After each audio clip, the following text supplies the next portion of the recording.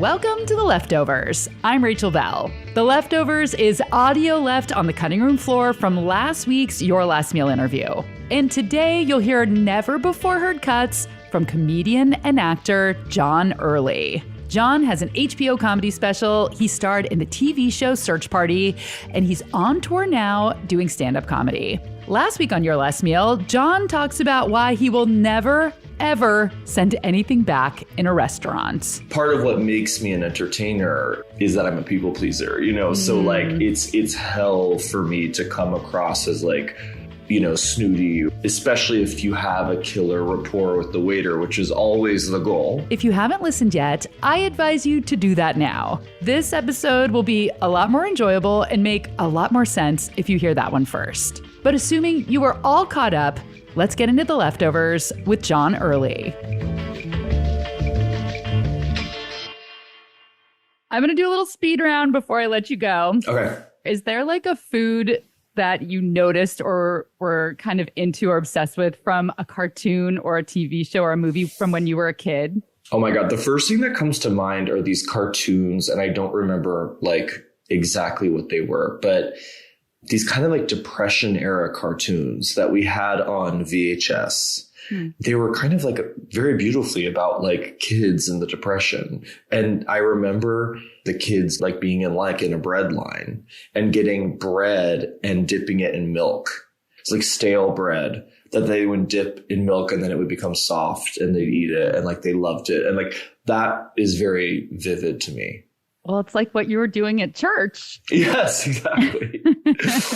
You live in LA now. You're from Nashville. You lived in New York. What is the most cliche, stereotypical LA eating trope that you have adopted into your life? This is all I think about that I've adopted. Yeah, I mean, my cooking is like, it's very just like kind of like food girl. Like it's very like, it's like really herby. It's kind of like, it's lots of like Middle Eastern Mediterranean / New Californian. Yes. It's like bright, herby, herbaceous, like lemon juice. Do you have a bowl of lemons? Not a bowl at the moment, but I have a bunch of lemons. Yeah. That sounds very general, but do you know what I mean? Yeah, I do. It's like under the Tuscan sun in California. Yes. There's like a certain kind of sunlight that's coming through the window. Yes. Yeah. It's lots of like, here's what it is. It's like a bed of labneh. It's like vegetables like on top of labneh, tons of herbs. I mean, by the way, I'm talking about these things. I'm like making fun of them, but it's like, it's so good. Yeah. No, it is trendy. If there's ever a labneh with like roasted carrots and za'atar on top on the menu, like I'm getting that every time. Yes. Yeah. That has been kind of everywhere since I first moved here in like 2016. And like for good reason. It's beautiful and like pretty healthy and it's great. But like there is something funny about it to me. Do you go to Erewhon?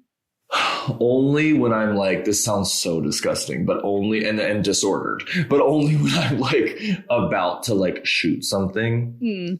And I'm like, you know what? Drink some goddamn juice, and like so that your skin is like popping, When I do that, I'm like so horrified by the prices that I'm like, well, this is unsustainable. I could never do this outside of this like one very kind of specific disorder need. You just got to go get some treetop apple juice from Safeway. Yeah, exactly. What is your favorite birthday dessert? Like, what would you like on your birthday? Okay, you can help me with this. I was like really struggling with this because I thought maybe this would be included in last meal. Like, I am very like, again, very Southern in my dessert. Tastes like butterscotchy, caramel. Like I like old people ice creams like butter pecan, black walnut. I think though, honestly, I would do like a kind of blackberry cobbler with ice cream, vanilla ice cream. That sounds good. Warm? Yes. Okay. Yes. When you were a kid, you had a Toni Collette fan appreciation website. Yes. If she was coming over for dinner tonight, what would you make her? Oh my God. It's so scary, the idea of that. I would have to hide all my Clock Watchers memorabilia that I have.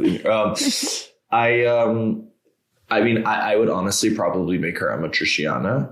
Amatriciana. But you know what I've been doing also recently is like, and this is so LA girl, is like a simplified version of tahdig, like crispy rice. Yeah.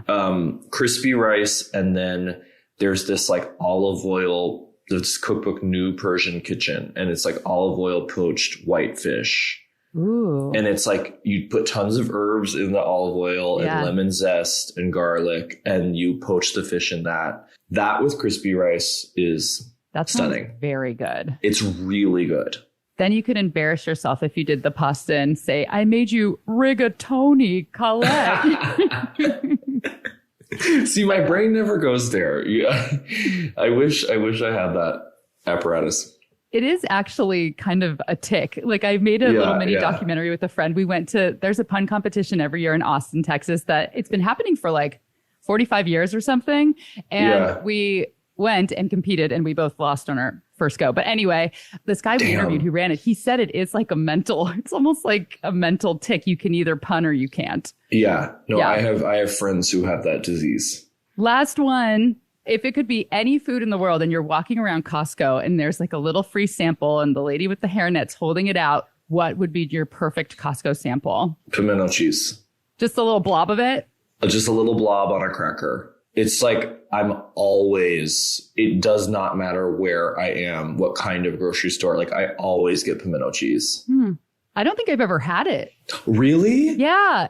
I live in Seattle. We don't see it around here. I bet it's making its way to Seattle. Climbing up. Because it's very trendy now. Oh, really? It's very it's a kind of like, it's not that far off from like in like Brooklyn 2012 when everyone was like, have you heard of pickles? Yeah. Do you know bacon? Yeah, exactly. Yeah. The kind of like a southern core kind of thing. And like also it's in LA now. I feel like at all the little shops. And I say in my head I'm spelling it SHOPPE. Like it's like there is now like really nice pimento cheese, like with really quality cheddar, Worcestershire, really nice mayo. And the peppers, I guess, are quality too. But keep an eye out. Okay. Yeah. Do you like a nice version, though? Does that hit the spot of nostalgia for you? I like both. I like nice. And I also like the kind of like almost like, and I hate to say this, but almost like sweet. Because sometimes there's like a little bit of a macaroni salad, which I don't like. But there's like sometimes a macaroni salad quality to like kind of like Kroger ass pimento cheese. Yeah. Oh well, I love it. Yeah. And so do you just put it on bread? Is that eating it as a sandwich? Is that how you eat it? Typically, that's when I go home, my mom will make me pimento cheese sandwiches with tomato. The way I normally eat it now is just on crackers. Okay. But church crackers, church wafers. Church crackers, yes, wafers. There always has to be that religious element or I can't eat it. Of course. And that was John Early's Leftovers.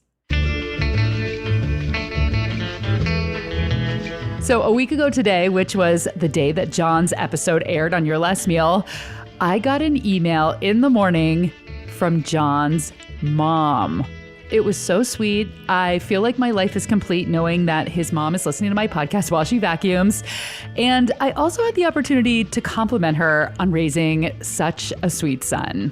The Leftovers and Your Last Meal are both products of Seattle's Cascade PBS. This episode was mixed and mastered by Sarah Bernard with editing and production assistance from Maliha Syed. The show was created, hosted, and co-produced by me. Original theme music by Prom Queen. I'm Rachel Belle, and this is The Leftovers.